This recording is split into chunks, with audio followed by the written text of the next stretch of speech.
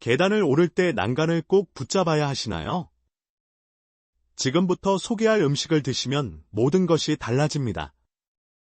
단 한 달만 지나도 난간 없이 계단을 거뜬히 오르고 의자에서 한 번에 훌쩍 일어날 수 있습니다.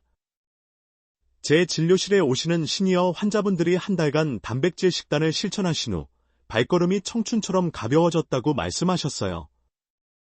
지금부터 3가지 질문을 드릴게요.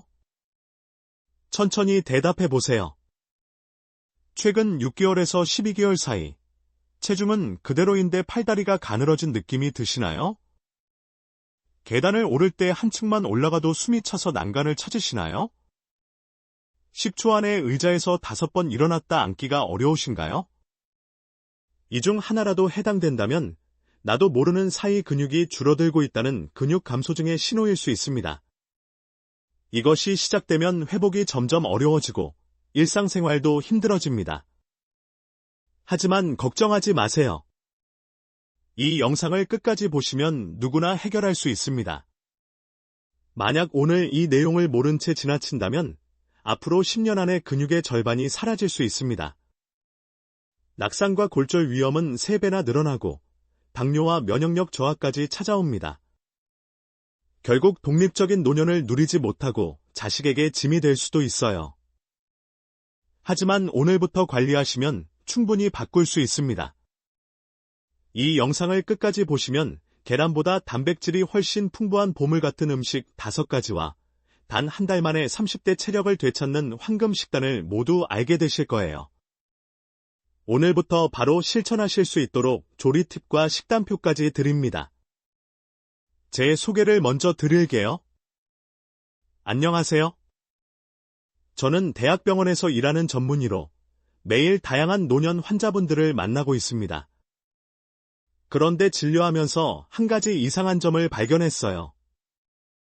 요즘 어르신들은 정보를 정말 잘 찾으세요. 영양제도 챙겨 드시고 운동도 열심히 하시죠. 그런데도 이상하게 기력이 떨어지고 여기저기 아프다고 하세요. 대체 왜 그런 걸까요?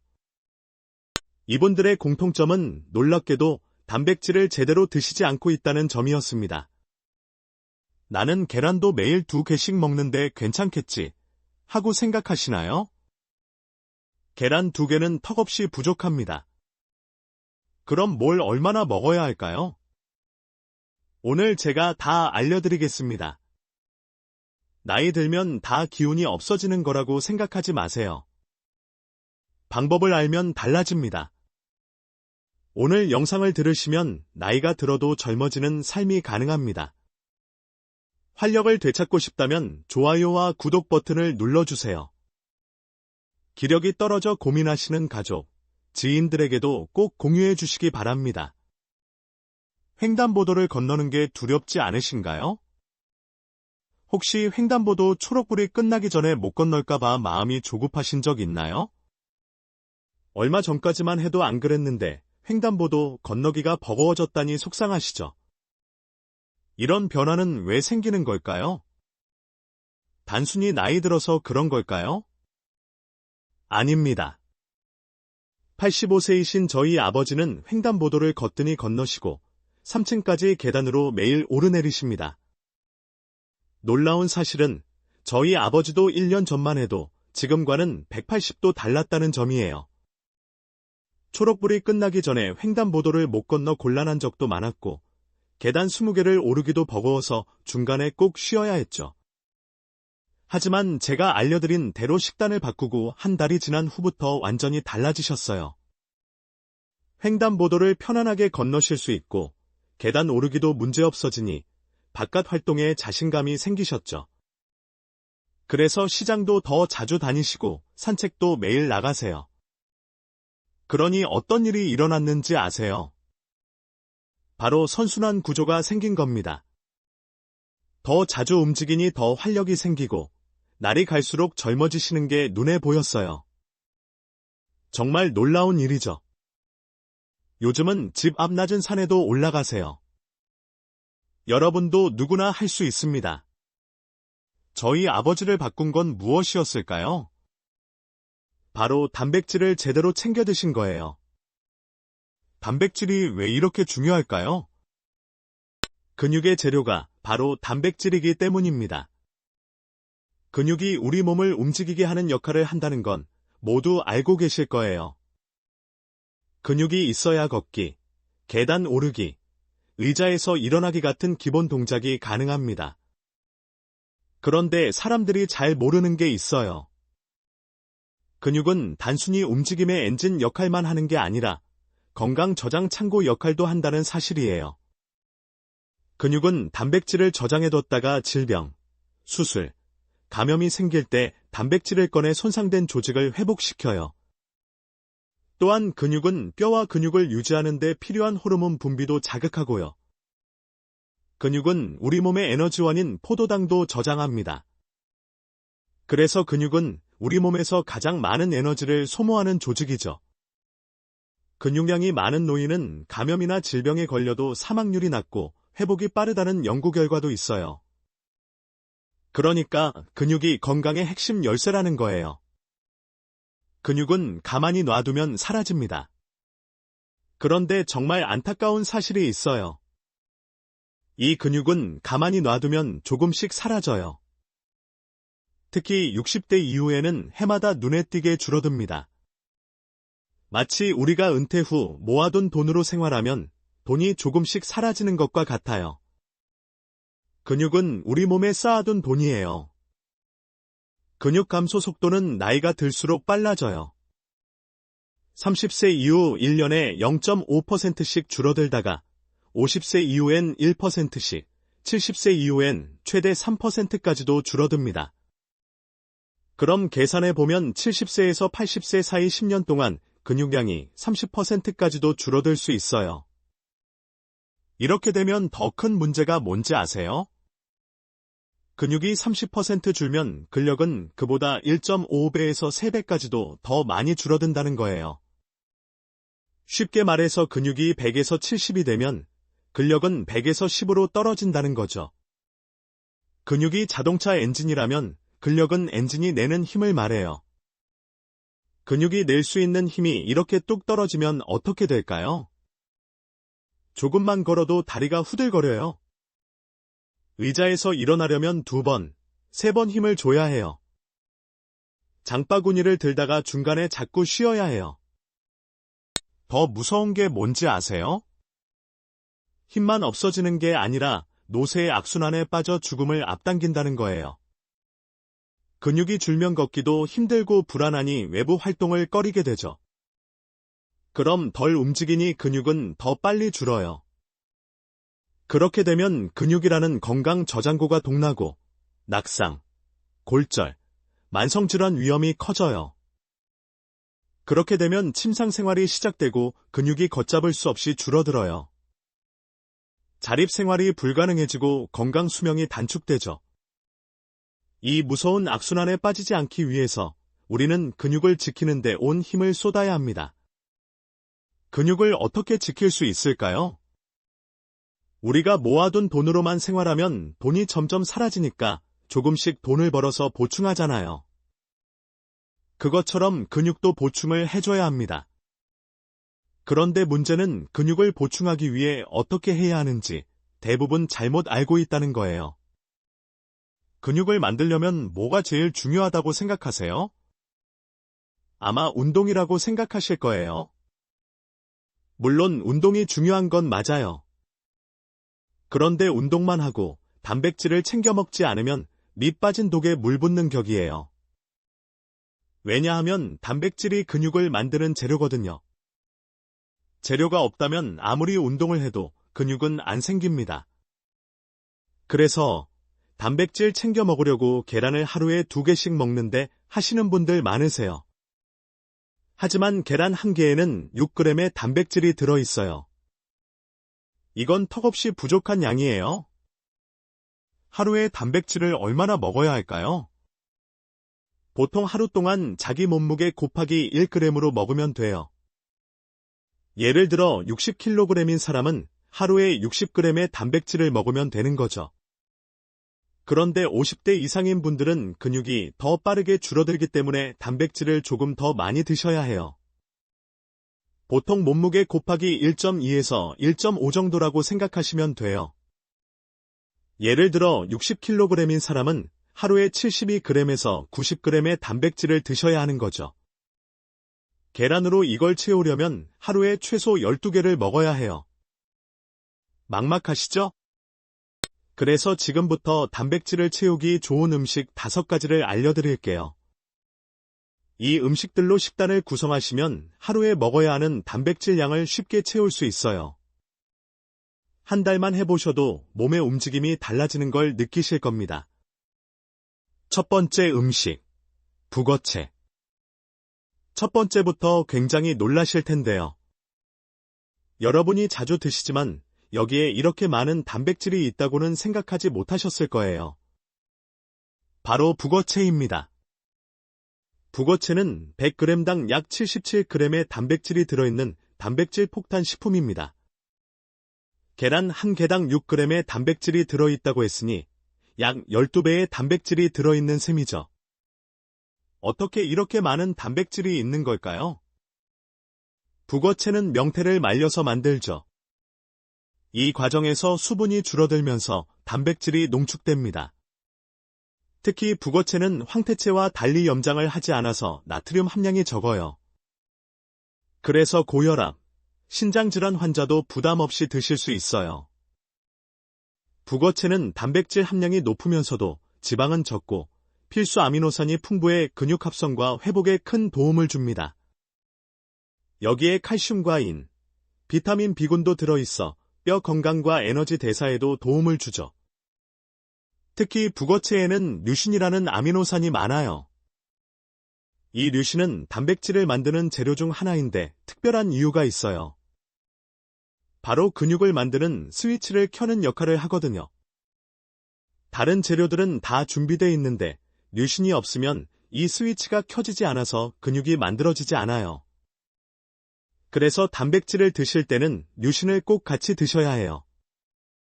류신은 북어채뿐만 아니라 소고기, 돼지고기, 닭가슴살, 생선, 계란, 우유, 치즈, 요거트 같은 동물성 단백질에 많아요. 식물성 단백질인 콩, 두부에도 들어있긴 하지만 양이 적어서 채식을 하시는 분들은 섭취량을 늘려주셔야 해요. 북어채 활용법. 다시 북어채로 돌아가서 북어채를 먹을 때는 너무 짜게 조리하지 않는 게 중요해요. 건조 상태라 질길 수 있으니 물에 잠시 불려 부드럽게 만든 뒤 사용하면 소화 흡수에도 좋아요. 활용법으로는 아침에 북어국을 끓여 드시면 속도 편안하고 단백질도 든든히 보충됩니다. 이때 팁을 하나 알려드리자면 꼭 달걀을 풀어서 같이 끓이세요. 북어에는 없는 비타민 D를 달걀이 보충해줘서 근육 기능 유지와 단백질 합성을 촉진하거든요. 게다가 북어채와 달걀이 만나면 단백질의 소화 흡수율도 높일 수 있어요. 또 간단하게 북어채를 잘게 찢어 두부나 채소와 무쳐 먹으면 씹는 부담이 적고 간식처럼 즐길 수 있습니다. 이렇게 북어채를 식단에 자주 포함하면 근육과 뼈를 동시에 챙길 수 있습니다. 오늘부터 북어채를 식단에 꼭 포함시켜 보세요. 두 번째 음식, 청국장 가루. 두 번째 음식을 알려드릴게요. 바로 청국장 가루입니다. 청국장도 물론 좋아요. 하지만 제가 청국장 가루를 더 추천드리는 이유가 있어요. 첫째, 단백질 함량이 청국장의 2배나 돼요. 같은 양을 먹어도 청국장 가루를 먹으면 단백질을 2배로 드실 수 있는 거죠. 둘째, 끓이지 않고 먹을 수 있어서 발효 유익균이 살아서 장까지 갑니다. 청국장은 아무래도 끓여서 먹다 보니 아깝게도 유익균이 많이 죽거든요. 셋째, 편리해요. 상온에서도 오래 보관 가능하고 조리할 필요 없이 물, 두유, 샐러드 등에 바로 뿌려 드시면 돼요. 넷째, 냄새가 덜해서 청국장 향에 거부감 있는 분들도 먹기 좋아요. 이 청국장 가루에는 100g당 35g에서 40g의 단백질이 들어있어요. 단백질만 풍부한 게 아니라 발효 과정에서 생성된 풍부한 유익균이 장 건강을 돕고 식이섬유도 풍부해 변비 예방에 좋아요. 그 외에도 칼슘, 칼륨, 철분, 비타민 K2가 들어있어서 뼈 건강, 혈액순환에도 좋아요. 이 정도면 완전 식품에 가깝죠. 단, 주의할 점이 있어요. 열을 오래 가하면 유익균이 줄어드니까 조리 마지막 단계에 넣거나 가열하지 않고 드시면 좋아요. 청국장 가루 활용법. 활용법도 알려드릴게요. 가장 간단하게는 물, 우유, 두유 등에 한두 스푼 타서 먹는 방법이 있어요. 된장국이나 찌개 끓이실 때 마지막에 한두 스푼 넣어서 구수한 맛과 단백질을 챙길 수도 있어요. 갓 지은 밥 위에 한 스푼 뿌리면 의외로 구수한 맛이 잘 어울려요. 호박죽, 버섯죽에 넣어도 냄새가 잘 어울려요. 샐러드 드레싱이나 무침 소스 만들 때 청국장 가루를 한 스푼 추가해보세요. 고소함이 배가 돼요. 부추전, 호박전 만드실 때 반죽에 한두 스푼 넣어보셔도 좋아요. 마지막으로 제가 가장 추천드리는 방법은 저희 아버지도 매일 드시고 있는 아침 식사예요. 무가당 플레인 요거트에 청국장 가루를 한두 큰술 넣고 꿀을 한 작은술 추가한 후 견과류 한 줌을 섞어 드시는 거예요. 이렇게 드시면 단백질뿐만 아니라 좋은 지방, 유익균, 식이섬유까지 골고루 챙길 수 있어요. 가벼운 아침 식사나 간식으로 강력 추천드려요. 청국장 가루, 정말 꾸준히 드셔보세요. 근육 유지와 장 건강, 뼈 건강을 동시에 지킬 수 있는 시니어 맞춤 슈퍼푸드거든요. 세 번째 음식, 그릭 요거트. 세 번째 단백질 음식은 바로 그릭 요거트입니다. 제가 방금 청국장 가루를 요거트에 타서 먹는 걸 추천드렸죠. 여기서 요거트를 그릭 요거트로 바꿔주시면 사실 훨씬 더 좋아요. 그릭 요거트는 일반 요거트에서 수분과 유청을 제거한 거라서 단백질이 2배 가까이 농축돼 있거든요. 일반 요거트보다 더 꾸덕하고 단백질도 많아서 포만감이 오래가요. 그래서 저도 아침 식사로 매일 그릭 요거트를 먹어요. 소화도 잘 되고 단백질 등 영양분도 많아서 정말 추천드리는 음식이에요. 그릭 요거트에는 100g당 10g의 단백질이 들어있어요. 칼슘과 칼륨도 풍부해 뼈 건강에도 도움이 돼요. 무엇보다도 유익균이 장내 환경을 개선해 변비 예방과 면역력 향상에도 유리합니다. 부드럽고 소화가 잘 되지 않아 소화력이 약한 시니어도 부담 없이 먹을 수 있습니다. 다만 무가당 제품을 고르셔야 불필요한 당분 섭취를 막을 수 있어요. 그릭 요거트 활용법. 제가 추천드리는 방법은 그릭 요거트 100g에서 150g의 방울토마토 대여섯 개, 삶은 계란 1개, 블루베리 15개에서 20개를 올려요.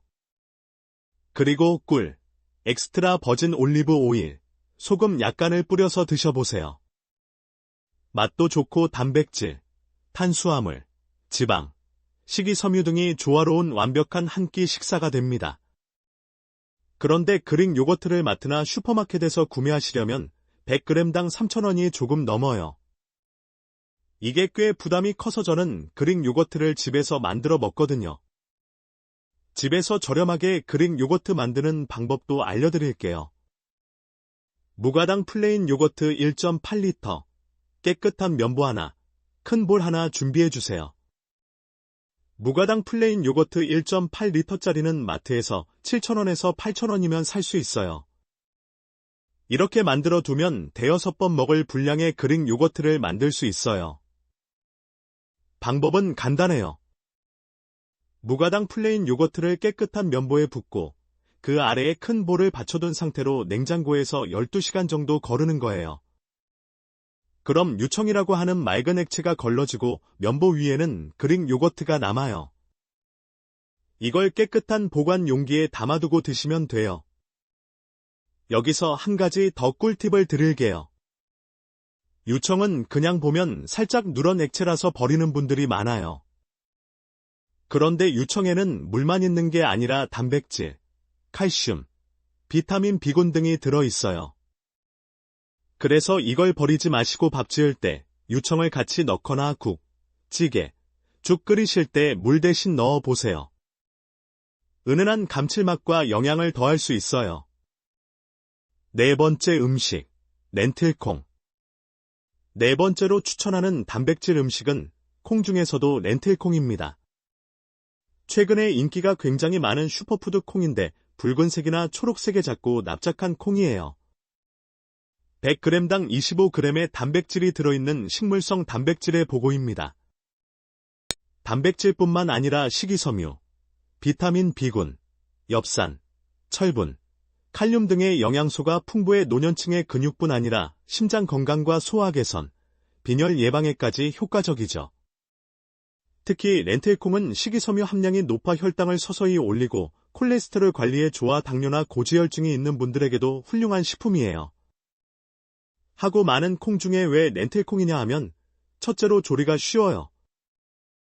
크기가 작고 납작해서 미리 불리지 않아도 되고 15분에서 20분 정도 삶으면 부드럽게 익어요. 둘째, 소화가 잘 돼요. 껍질이 얇고 전분 구조가 부드러워 위와 장에 부담이 적습니다. 복부 팽만감이나 가스가 비교적 덜해요. 셋째, 맛이 좋아서 활용도가 높아요. 콩 특유의 비린내를 싫어하는 분들 많으시죠?